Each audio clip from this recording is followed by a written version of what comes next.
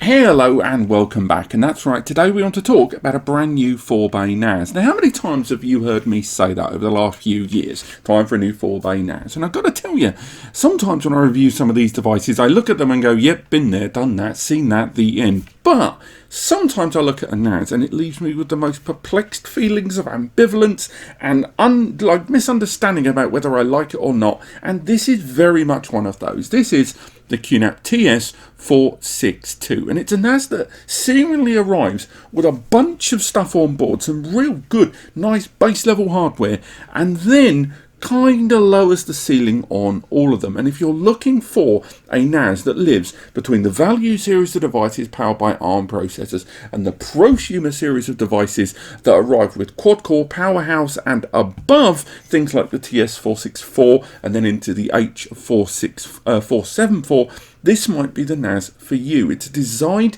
to be a kind of home user plus device. By no means prosumer, but certainly living somewhere in the middle. It's designed to slide neatly into the QNAP portfolio there between all the other 4-bays, and they really do have a lot of 4-bays at the moment. Now, the TS-464, it's knocking around, at least at launch, for the following price. It's about $529 in the US, about £489 in the UK, and about 520 to 530 euros over in the bulk of Europe. So that price there does put it quite close, within, a stone's throw, 100, 150 nicker to that 464. Indeed, things like the 451D2 and the 453E, it's getting very clustered in the 4-bay area from the brand. So is there really room for this device in their selection of solutions? I think there is, but it's worth highlighting again that this is a device that arrives with hardware that just feels like it's been given a lower glass ceiling there. But before we really get into the details on hardware,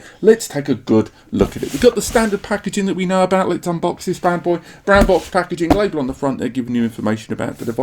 Let's have a quick look inside. We get our box of accessories. We've got our UK mains lead, and we have a very well protected 4-bay NAS that I can barely get out of the box. Man alive, that did not want to leave there. So again, tons of packaging for the device. I'm going to give them straight away credit for protection in transit. Can't really fault that. They've not compromised at all there. And again, get that out of there. Move that foam on the side. Take a little look at the device. Here is our unit. Again, using a very similar chassis to that of the TS-464 up there. And yes, we will be running some comparisons on that very, very soon. But there is our NAS. We'll leave that to one side. With your accessory kit, you get the following. Obviously, your mains lead, depending on where you are in the world. Also inside, we get our information on the warranty. The device arrives with 2 years of manufacturer's warranty that can be extended to 5 years optionally. Information on that warranty, both the hardware and the software support, as well as your first time quick start installation guide. We've also got our external PSU there. I think this is a 100 watt PSU. It might be a 90 watt PSU, but it's still an external power brick, not unsurprising given the scale of the device, thereby removing a lot of the heat generation and interruptions of active airflow that would be inside this system with an internal PSU. Also makes it a lot more replaceable. Always a fan of an external. Also, we've got screws for 2.5 inch and 3.5 inch media. And we have a Cat5e cable there, Ethernet cable network, copper, to go into the device. Now, straight away, there is something I'm already sad isn't there. I kind of largely anticipated it to not be there, but it still annoys me. And that is still the lack of M2 NVMe heat sinks inside these devices, with more and more NASs, including the TS-464, arriving on the scene with support of M2 2280 length M2 NVMe's SSD support internally. The SSDs used in those slots, they get warm, and when they do, they need to dissipate that heat, because although certain chips on SSDs such as the NAND, where the data lives, are okay to get warm without any problem. If anything, they run quite well when they're warm.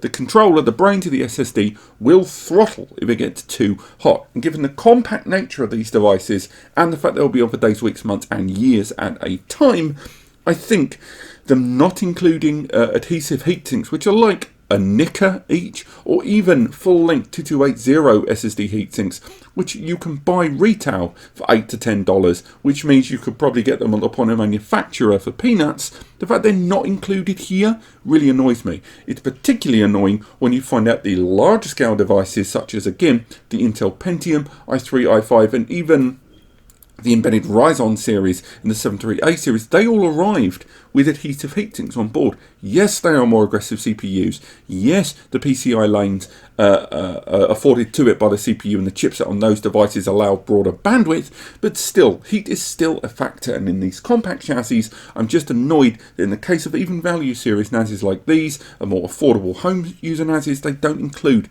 those heatsinks in a way they do in the other devices. It's a clear oversight on from my point of view, and something that's clearly been overlooked by the brand.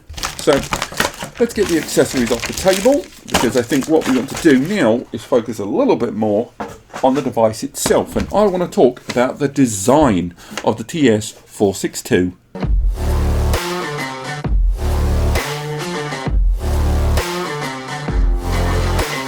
Now, straight away, one problem I'm going to have showing you this device is to do with the fact that it is a white matte effect chassis, and I have quite a well laid out lighting rig here. So as soon as I bring this closer to camera, it is going to make it difficult to show you this chassis. It's utilising that full two-piece chassis where the back can come off, something I'll show you later on. We've got the copper side panel there, and again this whole front panel here on the front that's gloss while everything else is matte is removable there. There's ventilation on this side here. We have a vent panel, we have another vent panel, very slender one you can just make out there. On the base of the system we have a large vent panel underneath all the individual bays, and of course on the rear that active cooling fan there, a single fan there on the rear of the device. That front panel is lockable, so you can remove it there. It removes it, it's magnetized on one side, and that reveals our 4 individual SATA trays. Now remember, this has those M2 NVMe slots inside that we'll talk about later, but that means you've got your 4 SATA bays, your 2 M2 NVMe's, all of which can be used for storage, which means this is technically a 6-bay NAS. We'll talk about that later on.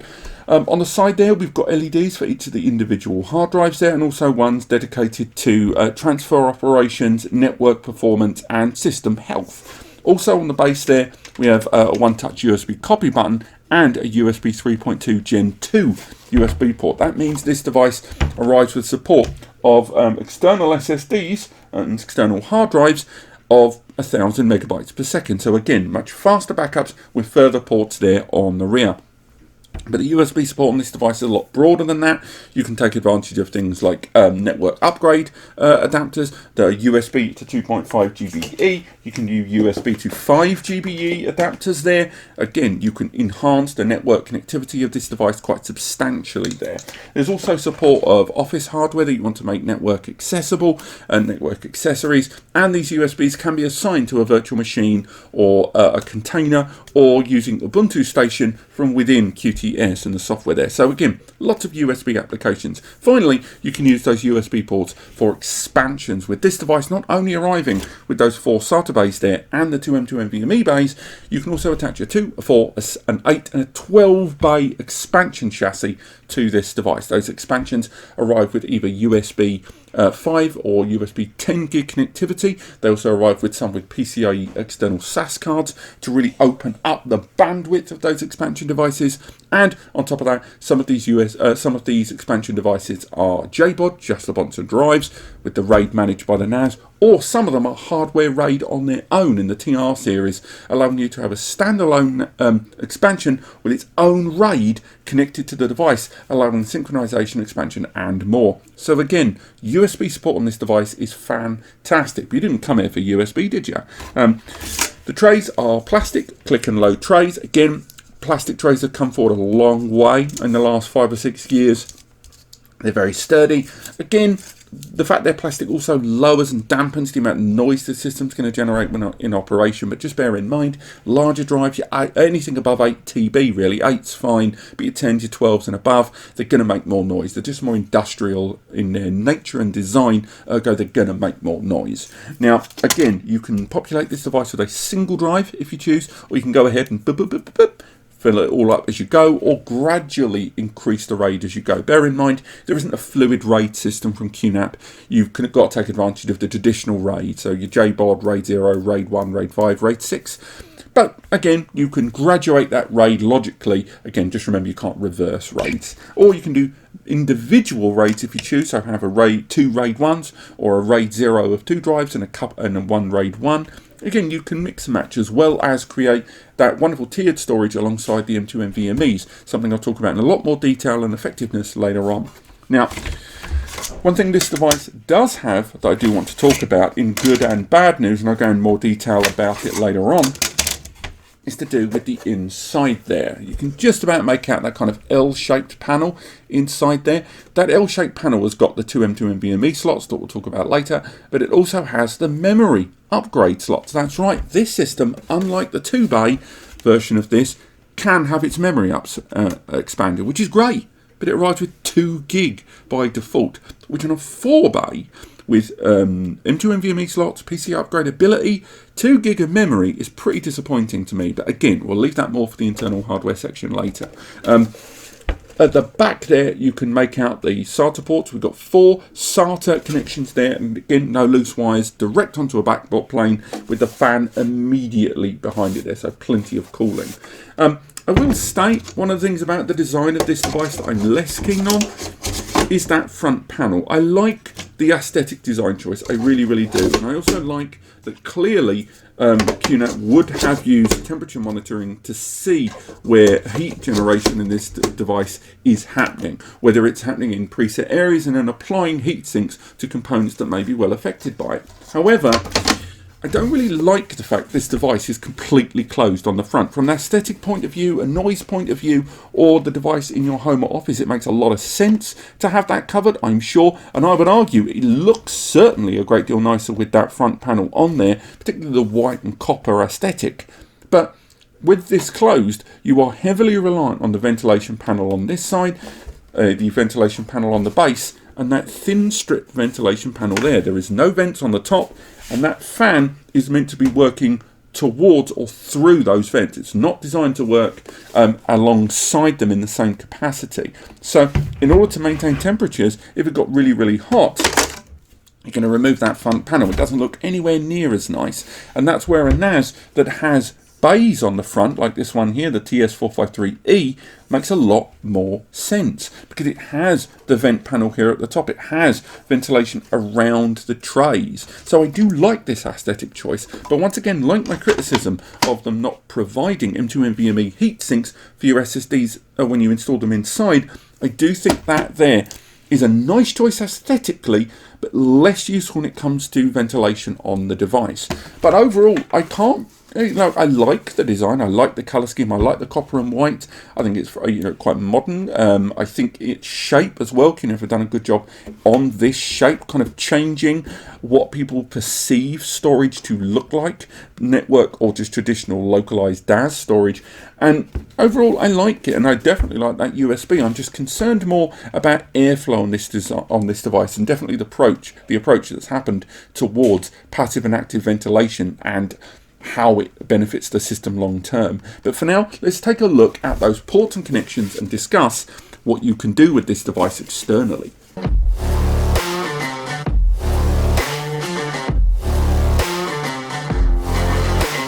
Now, external connectivity on the TS-462 is pretty good, but once again, with a slight whiff of compromise there. And certainly, you do get the impression this device has been designed to live within a portfolio, and therefore, they've given it some hardware, but they've certainly stopped up to a point so it doesn't tread on the toes of other releases, which again, from a budgetary point of view, does make sense. But it will still leave you with the feeling that if you know later on you're going to expand beyond some of these connections down the line, then it might serve you to go one rung higher up the ladder. Now, let's go through them. We'll sort of scale upwards. We'll talk about, obviously, we've discussed the USB ports in quite some detail, but when we are talking about that port underneath, we can talk about KVM, keyboard, video, mouse, and ultimately direct visual output of this NAS, because this system arrives with HDMI 2.1.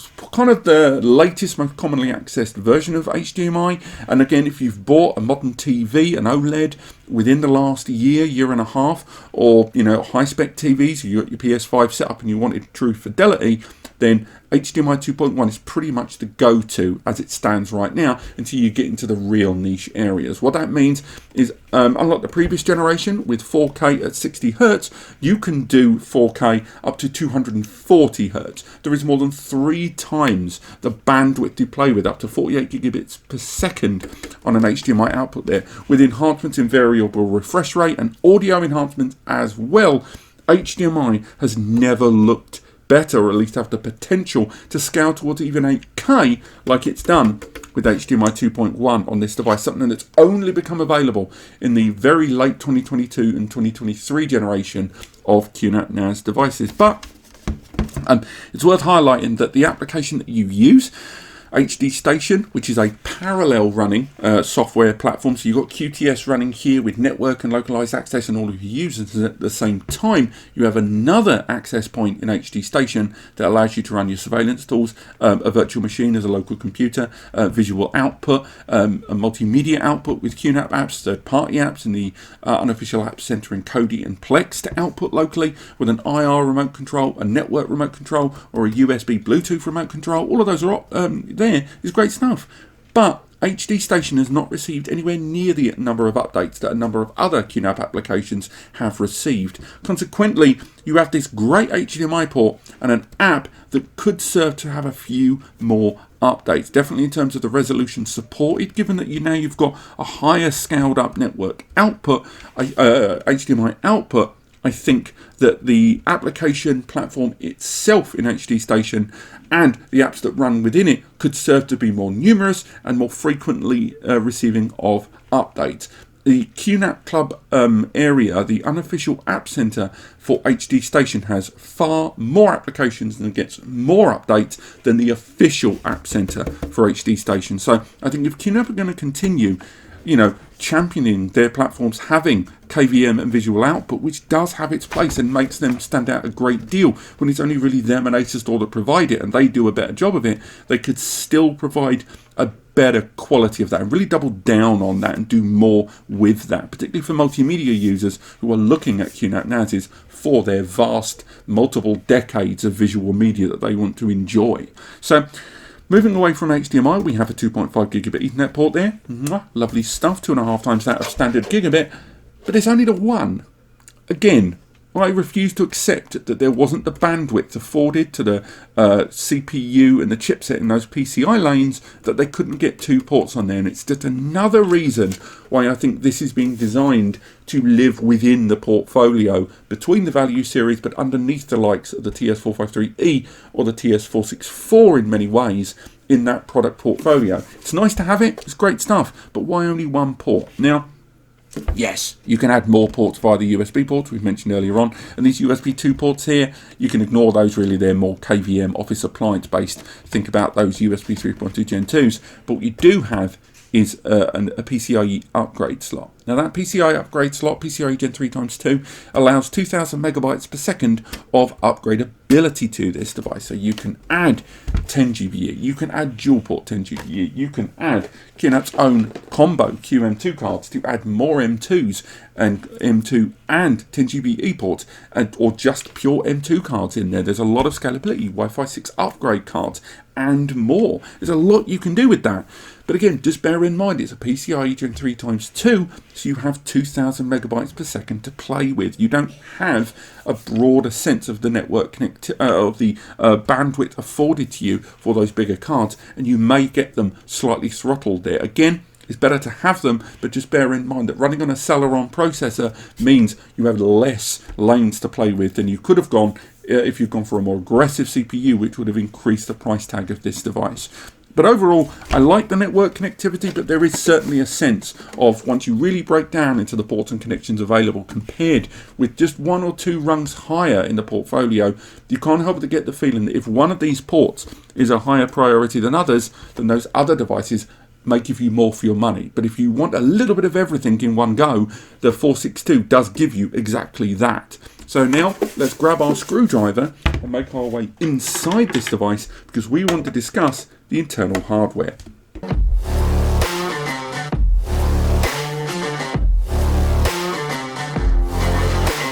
Okay, so I've removed the 3 screws at the back that hold the top mounting part of the plastic chassis in place. Move that there, and then we can take a good look at the internals, where the airflow is, what it's doing right, what it's doing wrong. Let's get these 4 trays out of there, take a good look at those specifications.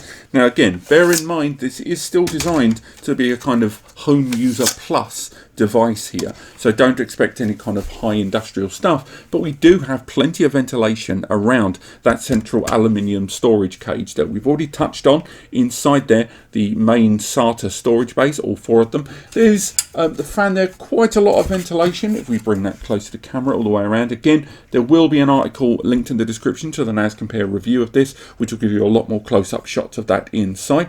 Again, it's all kind of put together quite sturdily. I will say again, when we talk about those insides, that everything's quite close together. They've really squeezed a lot in here, which may be to the device's detriment.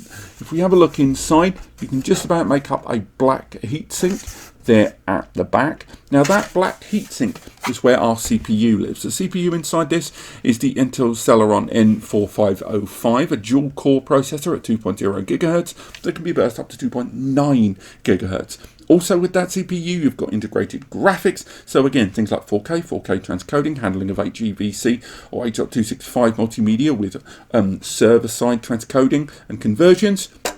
This is going to get the job done, and obviously I'm going to be doing Plex Media Server performance testing on this now very, very soon. So that CPU choice, when we're seeing a lot of brands, I think you know which one I'm on about, looking at things like embedded Ryzen processors that don't have integrated graphics, this field of storage for the home user that wants a little bit extra, they're finding their choices a little narrower for that middle field, and either being forced to go prosumer, which they may not want to do, or have to go for a system where graphical handling isn't as good as they would perhaps like. So that CPU being the dual-core alternative to the N5105 found in most of the quad-core NAS premium fully featured prosumer NASs is a solid choice. But, and it's time to talk about it, those memory slots, because those 2 memory slots there, SODIMM, allow you to upgrade the memory on this device up to 16 gig of DDR4, which is lovely stuff. So why have they only given us 2 gig? 2 gig of memory on this 4-bay is super annoying, because 2 gig, as soon as you run a lot of the premium applications, even a small handful, that 2 gig is going to just not be enough, not to run QTS, not to run even 2 to 4 surveillance cameras. 1 VM, forget it on day one. Running QMAG in some of the processes, you're going to be at like 50 to 60% memory capacity a lot on this device, and that's before you even stretch its muscles. And when you've got a CPU that can support 16 gig of memory, and to make things even more annoying, that the 2-bay alternative to this arrives with 4 gig of memory, although arguably it cannot be upgraded, it's a really weird position by the brand to give the 2-bay 4 gig of fixed non-upgradable memory, but the system that can upgrade the memory only has 2 gig, and the minute you upgrade, you're probably going to pair the memory slots, so 2 gig on its own is already super annoying as it stands, that you're just going to have to waste it. So again, that 2 gig of memory just feels like another decision where this device is being kept in a certain box, whether that box is portfolio based or that box is budgetary based to keep the device within a certain price limit. There's no avoiding it. Definitely feels like it's being placed in a certain box. Nice to have the memory, lovely full speed memory, but I just don't like 2 gig of memory on a 4-bay that has M2 NVMe's and a PCIe upgrade slot. That's too much potential to be locked behind a day one 2 gig memory quantity. Now, let's talk about those M2 NVMe's, because for the most part, I'm really happy about them. They're in that L-shaped configuration there, and those M2 NVMe's allow you to, 1, utilize them for caching, which is great. So again, for write caching, and again, you can alternate. You don't have to just go read or read and write caching. You can use write only caching if you choose. Write caching is when data is being sent to the NAS and it is written to the SSDs, and then the system passes it over to the archival hard drives, allowing the system to do a much better job of sort of taking the data that's being uploaded to it there.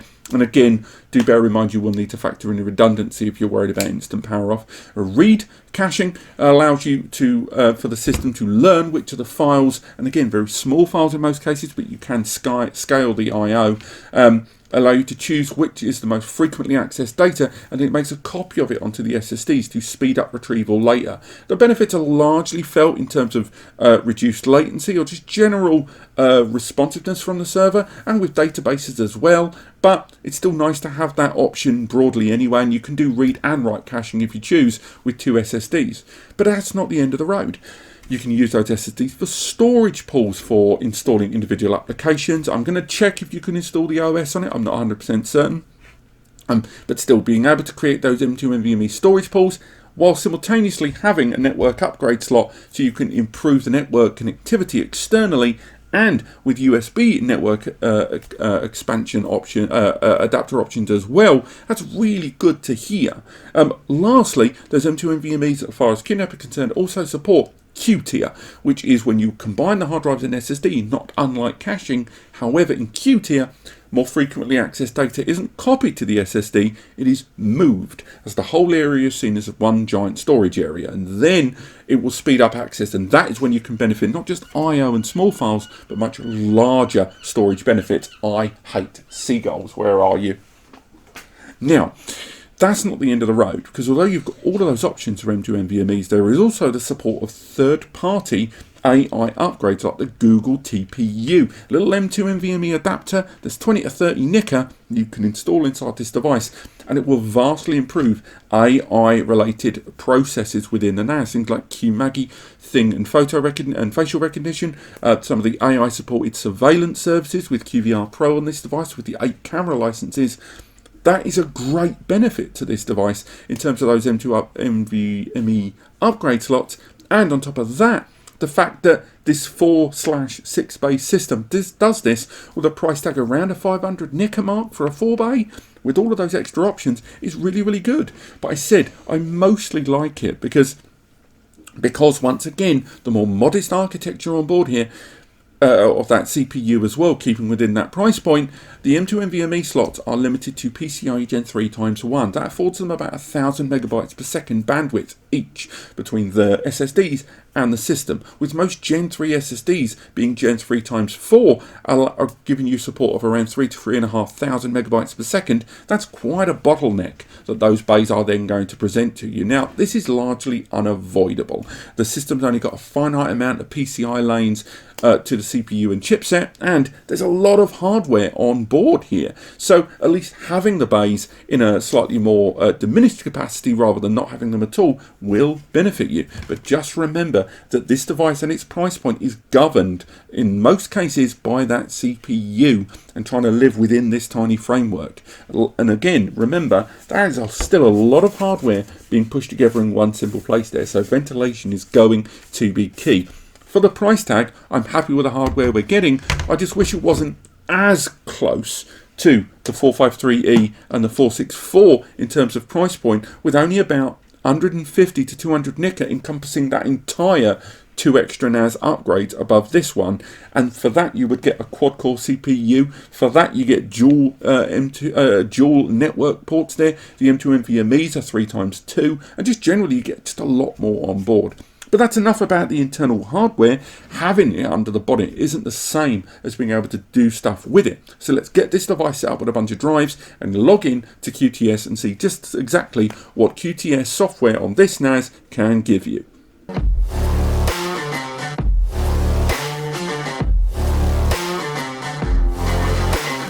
So for those of you that have come to this channel before, you know that I've done overviews for QTS, the software that arrives with your 462, many times. And therefore I'm going to really skirt over things a little bit, largely because most of the apps and services I'm going to talk about, you're either going to know about already, or I've already gone into a lot more detail in previous videos. So I recommend checking out either my full setup guide or my full review of QTS, which should be linked in the description.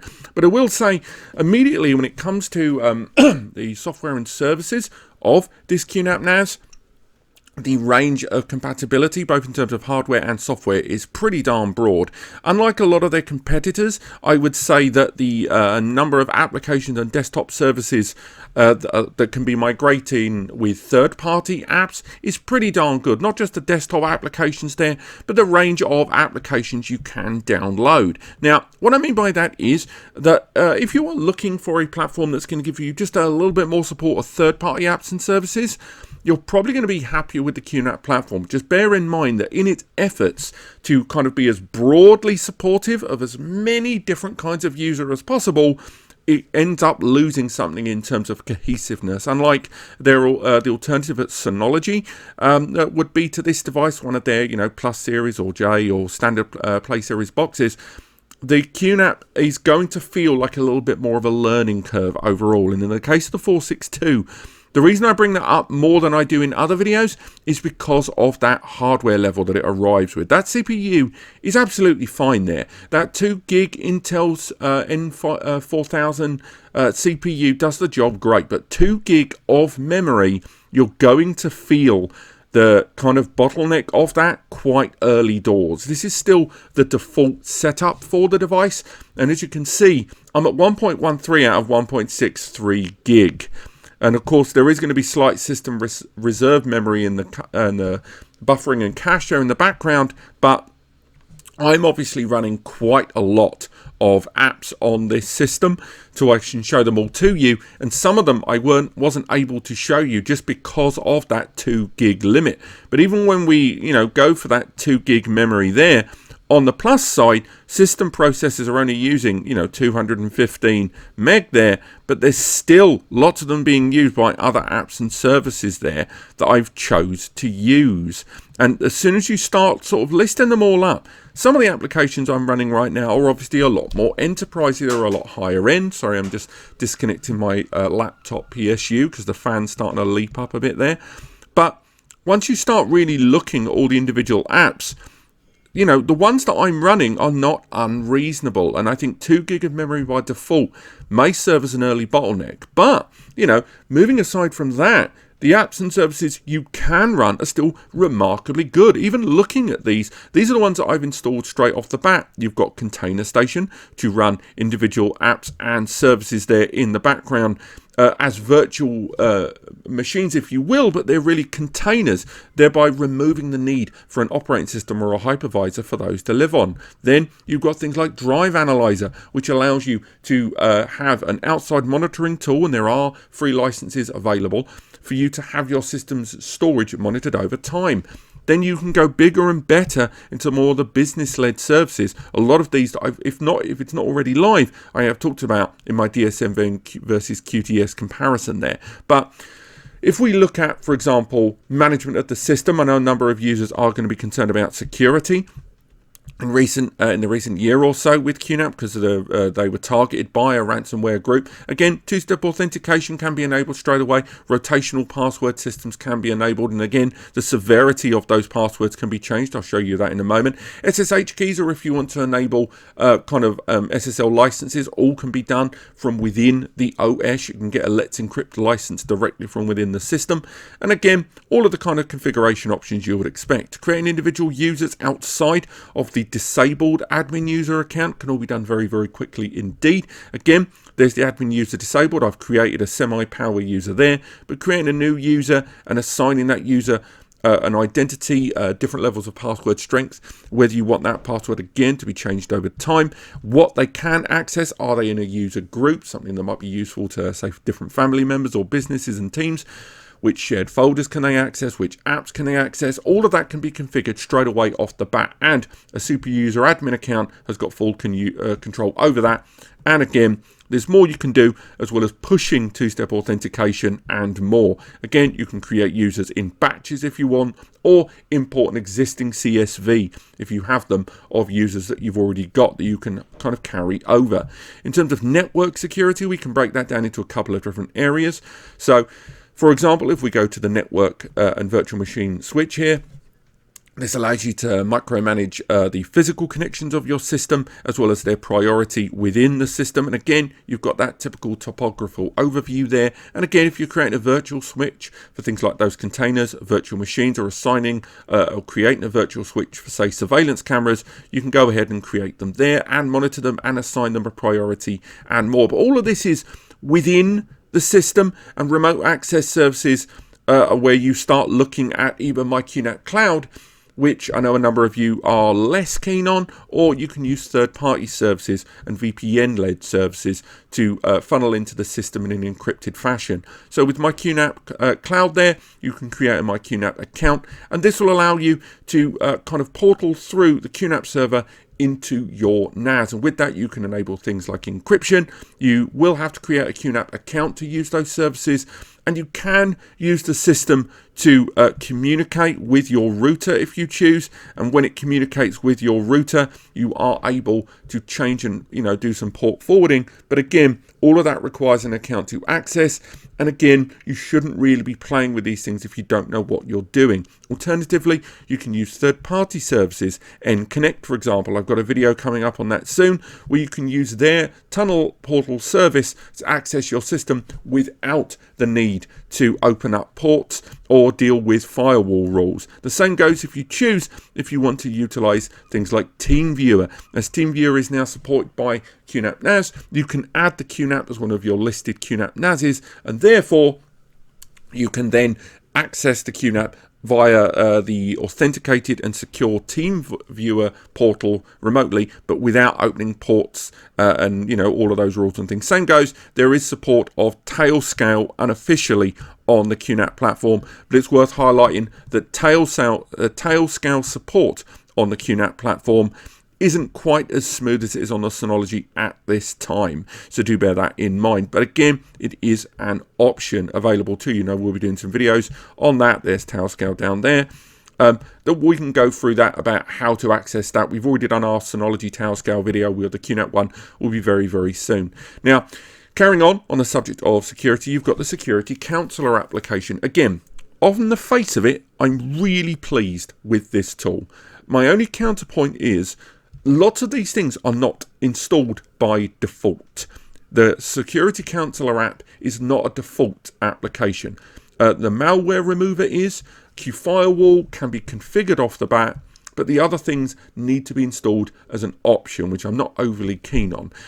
So these allow you to create a policy on your system of different rules in terms of connection, both internally and externally, that can be adapted over time. This means that if you're running the system for the first time and you want things to be as high as possible, you can change the security policy to be advanced and incredibly secure. Some apps won't be installed because they don't have full encrypted tunnel. Perhaps they are third-party apps, or they've got .php utilization that your higher security policy won't allow, or a customized security policy where you can choose the areas of internal and external access that matter most to you. But in the overview of the Security Counselor, what you can also do is go ahead and run a scan based on those policies, and it will also then produce a report of things that can be changed. Everything from easy stuff like two-step authentication to enabling or disabling certain kinds of file protocol within the system for access. Running antivirus scans periodically, you can run on the system to check if there are dodgy files within your system that need to be monitored, quarantined, or deleted. Malware remover, much the same thing, running continuously in the background if you choose, or periodically. But just bear in mind that all the things that you're doing are using up those resources. And it's just another example of why 2 gig of memory just might need upgrading on day one. Finally, QFirewall allows you to create that hard firewall that surrounds your system and external access between the NAS and maybe your router, and then have a lot of those intended accesses, be them real or safe or unsafe, to be blocked. So as you can see, we've got event counts there that have happened in the background where NAS attempts for access have been made on this system, and you can go through the blocked events and go into more detail about them just by clicking on them and finding out more. And the capture events, where it finds it over time, and therefore you can kind of monitor over time for analytical reasons if you choose. So as you can see, lots of different options there of people trying to get in to this NAS and how they've been blocked over time. And again, all of these different access can come down to password attempt issues and more. All of that monitoring. So provisions have been made, and QNAP have done stuff to really bolster the security and layered protocol of their systems, but I would still argue it's not quite as user-friendly as some of you would like. Now, when it comes to multimedia, we've got different multimedia tools. If you want to take advantage of, for example, AI photo recognition, so we're switching over to another NAS here because I've installed a lot more applications to show you. The multimedia console tool will allow you to index and create the thumbnails and if any kind of background AI processes very easily here in the background over time, with allowing you to target individual apps to certain files and folders. Doing that once, and then the system moving forward will always know how to deal with that. When it comes to photos, you've got quite a lot of options open to you. You've got things such as photo management with PhotoStation. You've then also got the AI-powered photo recognition tool known as QMAGI. Again, I could go into a lot more detail here, but I've made many videos, not only with QMAGI, but comparing QMAGI against that of rival Synology, Synology Photos, and Synology Moments application. They should be linked in the description, but again, it's an AI-powered photo recognition tool for things recognition and facial recognition. There's lots of stuff you can do with it. When it comes to music, you've got the diskstation application, which allows you to enjoy media on your NAS, both locally, streamed over the local area network, or accessed remotely. And of course, in the App Center, there are multiple third-party applications and services available to you that allow you to find different things like Rune Server or streaming music of a far more specialized kind. I think those of you that take your music seriously will probably be quite pleased with a number of the different streaming services. Everything from the easy stuff like iTunes service to more extensive multimedia tools are ready available to you. Same goes with video. There is of course Plex Media Server and QNAP's own multimedia tool, as well as support things like MB as well, and other multimedia servers that can all be installed. Again, that third-party support, very good. For those of you that are trying to migrate from existing services, you can go ahead if you like and use things like the MARS application to synchronize and connect with your cloud services. In this case, it would be Google Photos, that you can then migrate your years of backed up Google Photos in their albums over to your QNAP NAS. But bear in mind, the metadata is not carried with it. Those JSON files, you will have to scrape those independently. So again, there's lots of support there in terms of multimedia for the third-party apps and services. And I would say, with what you've got on offer here, the hardware will be good for multimedia, but ultimately between, a quad-core system, or at least a system with 4 gig of memory, you're not going to be feeling those similar bottlenecks. So I think 2 gig is just going to give you too much of a low glass ceiling there. Talking of synchronization, there is of course localized synchronization with QSync that allows you to synchronize the NAS with your local Windows or Mac system. So for example, if we go into the PC settings there, it has allowed me to bolt this NAS on as a drive utilizing the system's iSCSI manager there. So using iSCSI, I was able to create 2 areas of storage on here, and then I can bolt those on to my local Windows system to allow me to use local applications for photo editing, video editing, anything on my local Windows PC to see the NAS as a local drive. If I choose, I can go ahead, find the NAS on my local area system, and even map one of those shared folders very easily. All very quickly. I've already authenticated the login, it would have asked me. And then from there, I can go ahead, right click, scroll down, map network drive, give it a letter, let's say the letter O, click finish, and then boom. Now the multimedia folder of this NAS, as you can see here, is now visible on my local PC. It's that straightforward. So again, that 2 gig of memory isn't going to form too much of a bottleneck all the time with the standard apps and services, but when you're doing for particularly graphical related services, you're going to hit something of a bottleneck there. Now on top of that, you've got hybrid mount. This allows you to bolt on areas of cloud storage. If you've got an old Google Drive, you can bolt that on, and then once you've bolted that storage on, you can go ahead and now utilize all your QNAP apps and services, but this time you can go ahead and use those cloud services with the appearance of local on your NAS, kind of the reverse of what we just saw. On top of that, you can connect USB drives if you choose, and they'll appear there. You can connect with the other drives, as you can see there. On top of that, if you wish, you can use available storage on this NAS in reverse and use the virtual JBOD tool to send storage from the NAS the other way. Alternatively, if you're going to be looking at backups and synchronization between different platforms, that's when Hybrid Backup Sync 3 is going to come in, which allows you to bolt on those individual storage services around you, be they other NAS devices, be they cloud services, and add them on very, very quickly. And again, we've got some other added on services here on our secondary NAS, all of which we've bolted on other NAS devices, other cloud devices, all of which running synchronized jobs either way. We've got a cloud backup job and we've got a NAS to NAS backup job there on screen. All of those are available in the system. Again, we've even got that HDMI output application, diskstation, which allows us to run all of those visual output apps as well. There's just so many services. We haven't even talked about surveillance on this platform. We've not talked about virtual machine creation on this platform. But again, once you go down that road, that is when you're talking about needing more memory, and that's going to be the big takeaway. As I say, I'm not going to spend too long talking about QTS here, because frankly, QTS I talked about quite a lot in previous videos, and I recommend you check them out. I will say that right now on the 462, you have access to pretty much all of the QNAP applications and services.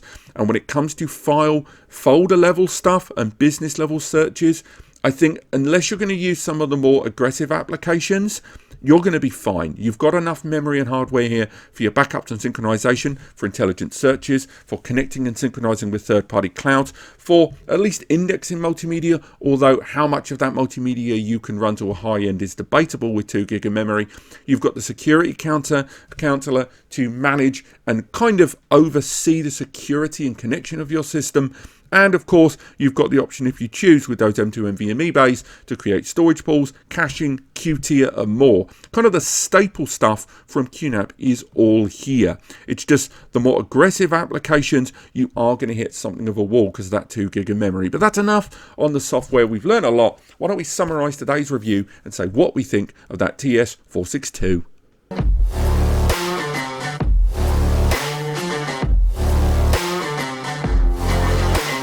So what do I think of the TS-462? Well, let's get positive. Straight away, you're getting a lot of hardware for your money there. There's pretty much no feature in modern network attached storage right now that at this price point, at least in a 4-bay desktop, that you are not either getting here or the option to scale towards. Tremendous scalability in terms of storage with so many expansions you can utilize, the ability to scale up the memory up to 16 gig, the ability to add M2 NVMe upgrades on there, the ability to add numerous USB adapters and upgrades to this device, and indeed having that PCIe upgrade slot definitely in more broader sense allows you to scale the device up in its lifetime much more to your settings and needs. Indeed, I quite like the whole support of USB 3.2 Gen 2 on this device, as QNAP have been pursuing quite aggressively, along with 2.5 GBE as standard. Alongside that, having 8 camera licenses and the software itself running very well on this device with a memory upgrade I might add down the line, but we'll get onto that in a moment. And the general hardware architecture of the Intel Celeron in 2023, it's a good CPU that for those of you looking for a modest Plex Media server that's still going to transcode 4K, could do a lot worse. Its support of RAID, its support of lots of first and third party applications in QTS on this system is pretty unparalleled for the most part in terms of support of third party, certainly. And on the subject of third party, we can talk about the fact that this system supports a larger degree of hardware from third parties than their biggest rival, of course, which is Synology, with their own recent 4-bay release in the DS-923. Yes, we'll be doing a comparison of these two NASs in the near future, but it's the fact that the price difference between these two devices is around about 100 to 130 to 40 pounds, and with this device prioritising software over hardware, with its dual-core AMD Ryzen being a lot more file processor led in its performance, ECC memory, and an option of a 10 GBE upgrade, but it being proprietary, it should be said that those of you that prefer to focus on hardware more than software, to run your own apps, run a true NAS system on a modest scale, stuff like that, this is going to be appealing to you. But again, it's not all great news. There are things about this device that, rub me up the wrong way. 2 gig of memory on day dot. Not a fan of that. 2 gig of memory at the beginning, I'm not that keen on. And although I'm prepared to let it fly, that those M2 NVMe slots are 3 times 1 each, because the CPU to set out there and the PCI upgrade being 3 times 2. Again, I get it. There are going to be throttlings to have a device of this scope, but at the same time, giving me an HDMI 2.1 port and not giving me the services and software that are updated regularly enough to really take advantage of it right now, I'm less keen on. And the fact that it's incredibly compact with that much hardware, again, the amount of heat generation is probably going to lead to this device being noisier than that of the Synology alternative there, as the system maintains its internal core temperature. There's a reason it has a larger fan, and I think ventilation could probably be a little better on this device overall. Again, lastly, QNAP is still kind of trying to shake off kind of some of the mud of the early 2022 deadbolt ransomware attacks, and for the most part they have reinvented their platform in a number of key areas, removing the admin account, increasing security counselor control there, increasing the ability to scan the system, disabling some features and services until you enable certain security measures. They could definitely go further than that, and I think they should disallow certain services to work on this unless you have the latest firmware on board.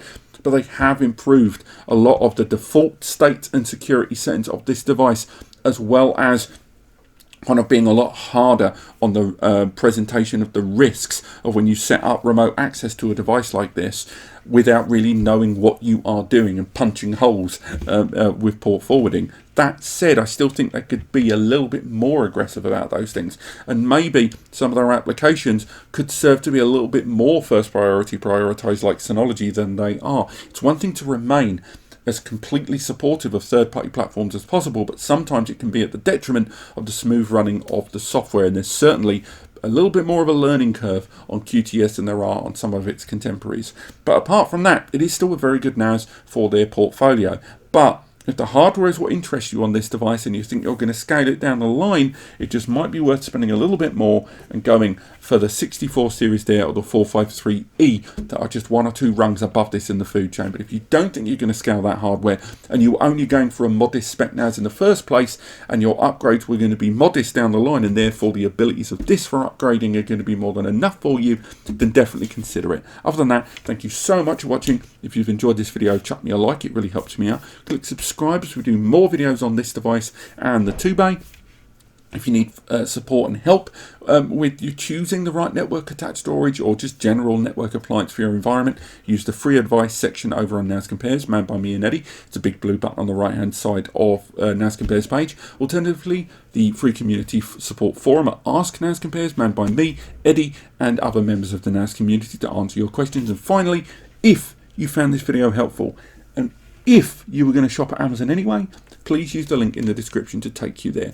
Not only because taking you there from that link will cost you nothing extra, but when you do get there, anything, and I do mean anything you buy afterwards, will result in a small sum getting kicked back to NAS Compares. Just me and Eddie run this, and that money goes directly into us doing what we do. We can make more videos, make more articles, and help more people. Thank you so much for watching, and I will see you next time.